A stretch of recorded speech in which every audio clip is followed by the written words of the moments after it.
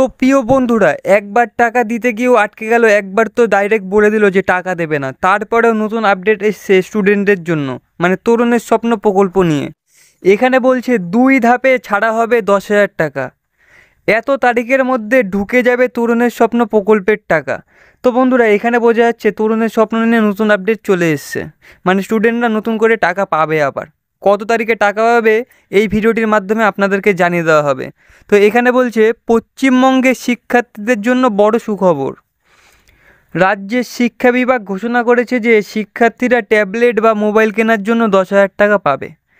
তরুণের স্বপ্ন প্রকল্পের অধীনেই এই টাকা প্রতি বছর পশ্চিমবঙ্গ সরকার দিয়ে থাকে। স্কুল, ব্লক, জেলা এবং রাজ্য স্তরের একাধিক যাচাইকরণের মাধ্যমে এই টাকা দেওয়া হবে। তো বন্ধুরা, বোঝাই যাচ্ছে এখানে মোবাইল বা ট্যাব কেনার জন্য সকল ছাত্রছাত্রীকে স্কুল, ব্লক, জেলা এবং রাজ্য স্তরের একাধিক যাচাইকরণের মাধ্যমে টাকা দিয়ে দেবে। তো প্রিয় বন্ধুরা, এইখানে আরও বলছে আগে শুধু দ্বাদশ শ্রেণীর শিক্ষার্থীরা এই টাকা পেলেও এবছর থেকে একাদশ শ্রেণীর শিক্ষার্থীরাও পাবে এই 10,000 টাকা করে। সুতরাং একাদশ দ্বাদশ শ্রেণীর পড়ুয়ারাও একই সময়ে তাদের অনুদান পাবে। কবে নাগাদ ঢুকবে আপনাদের অ্যাকাউন্টে টাকা, তাও এই ভিডিওটির মাধ্যমে আপনাদেরকে জানিয়ে দেওয়া হবে। তো প্রিয় বন্ধুরা, এইখানে বলছে 2 ধাপে টাকা ছাড়া হবে। প্রথমত, শিক্ষা বিভাগের বিজ্ঞপ্তিতে 25শে সেপ্টেম্বরের মধ্যে একটি মিটিং হওয়ার কথা উল্লেখ করা হয়েছে। 29শে আগস্টের মধ্যে স্কুলের প্রধান শিক্ষক একাদশ এবং দ্বাদশ শ্রেণীর নির্বাচিত শিক্ষার্থীদের তালিকা চূড়ান্ত ও যাচাই করতে হবে।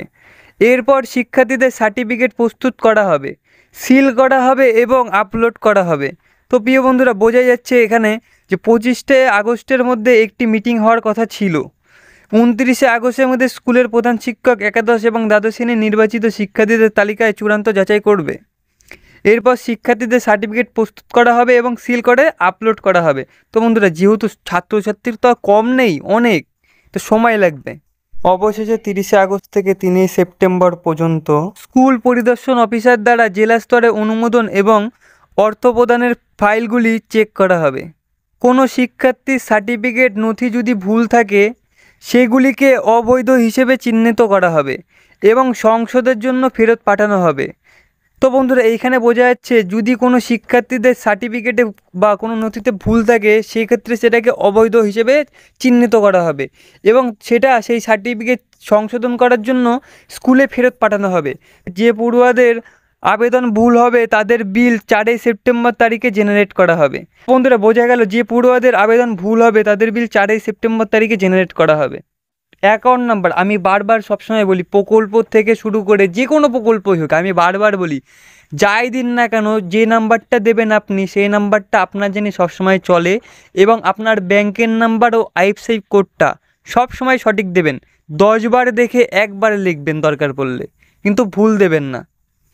তো প্রিয় বন্ধুরা, তারপরে এখানে বলছে এটা মনে রাখা খুবই গুরুত্বপূর্ণ যে 5 সেপ্টেম্বর তারিখে সমস্ত শিক্ষার্থীরা তাদের 10,000 টাকা পাবেন না। স্বাভাবিক ব্যাপার, অনেক ছাত্রছাত্রী, সবাই কি আর 5 সেপ্টেম্বর মধ্যে পায়? অর্থ প্রদানের সময় জেলার উপর নির্ভর করে পরিবর্তিত হতে পারে। যে স্কুলগুলি তাদের যাচাই করা তালিকা তাড়াতাড়ি জমা দেবে সেখানকার পড়ুয়ারা 5 তারিখে টাকা পাবে।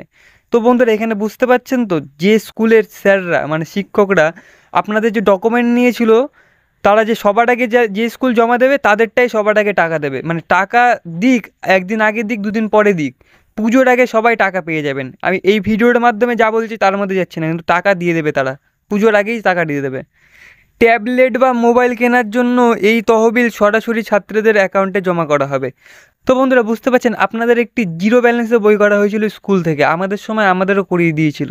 তো তখন তো আর ট্যাব ফ্যাব দিত না, এখন ট্যাব দেয়, তো সেই অ্যাকাউন্টটি এখন কাজে লাগবে, বুঝতে পারছেন তো। আপনাদের সেই অ্যাকাউন্টে সরাসরি টাকা ঢুকে যাবে সরকারের মাধ্যমে।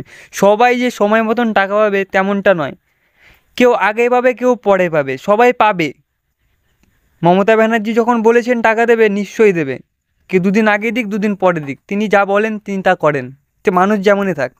তো যাই হোক বন্ধুরা, ভিডিওটি আপনাদের আশা করি ভালো লেগেছে। আপনাদের যদি ভিডিওটি ভালো লেগে থাকে তাহলে ভিডিওটিতে একটি লাইক করে দেবেন এবং আমার চ্যানেলে নতুন হলে চ্যানেলটি সাবস্ক্রাইব করে পাশে রাখা বেল আইকনটি প্রেস করে দেবেন।